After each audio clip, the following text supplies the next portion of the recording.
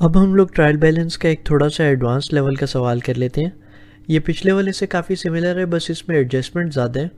तो ये है प्रिपेयर मानस लबोशेंस ट्रायल बैलेंस एज एट 31 मार्च 2021।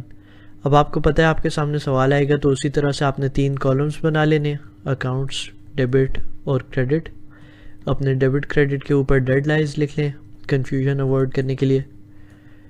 फिर इस बार टाइम बचाने के लिए ये जो सारे अकाउंट्स हैं इनको मैं कॉपी पेस्ट कर लेता हूँ इधर।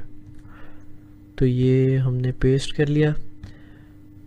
और फिर अब सबसे पहला अकाउंट इसमें है सेल्स रेवेन्यू। रेवेन्यू हमने पहले से डिस्कस किया था कि ये हमारी क्रेडिट साइड में आता है। फिर अगर सेल्स आपकी क्रेडिट में आती हैं तो परचेजेस आपकी डेबिट में आएंगी। मोटर व्हीकल आपके लिए एक एसेट है तो उसको भी डेबिट में लिख लें। फिर है प्रोविजन फॉर डिप्रिसिएशन। अब डिप्रिसिएशन का टॉपिक वैसे तो हमने बाद में कवर करना है, लेकिन अभी के लिए आप बस ये दिमाग में रख लें कि जब हमारे एसेट की वैल्यू डिक्रीज़ होती है तो उसको हम लोग डिप्रिसिएशन कहते हैं।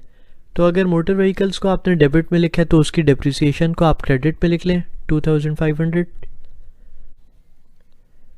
फिर है डिस्काउंट अलाउड। अब जब आप किसी चीज़ पे कस्टमर को डिस्काउंट अलाउ करते हैं तो आपकी पर प्रोडक्ट सेल्स की वैल्यू रिड्यूस हो जाती है, तो इसलिए डिस्काउंट अलाउड भी एक तरह से आपका एक्सपेंस बन जाता है। तो हम लोग एक्सपेंस को अपने डेबिट में लेते हैं।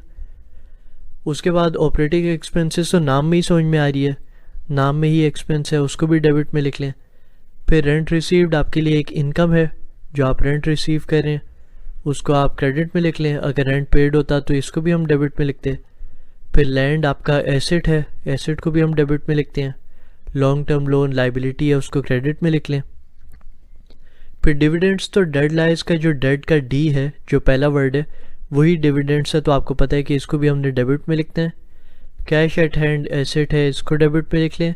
और फिर बैंक ओवरड्राफ्ट लाइबिलिटी है तो इसको क्रेडिट में लिख लें। अब ये सब तो बहुत सिंपल है, हम लोग बस अपने डेडलाइंस को देख के सारे अकाउंट्स को डेबिट और क्रेडिट में अलॉट कर रहे हैं। कन्फ्यूजन सिर्फ स्टूडेंट्स को किधर आती है ट्रायल बैलेंस में, वो है इन्वेंट्री में।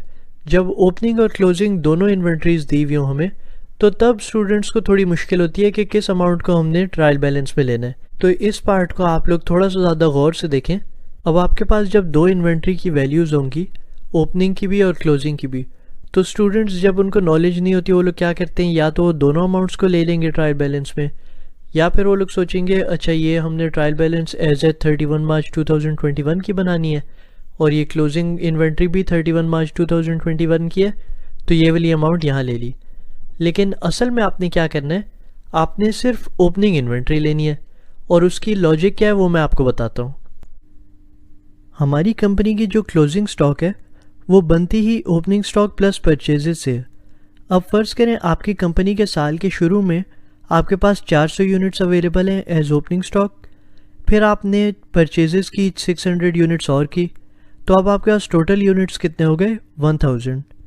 उसमें से आपने 700 यूनिट्स की सेल कर दी, तो आपके पास क्लोजिंग स्टॉक अब कितना रह जाएगा, 1000 minus 700 is equal to 300 units. अब आप दिमाग में रखें कि टोटल यूनिट्स हमारे पास 1000 ही हो सकते हैं, क्योंकि साल के शुरू में आपके पास 400 यूनिट्स अवेलेबल थे और आपने 600 यूनिट्स की परचेज़ की है।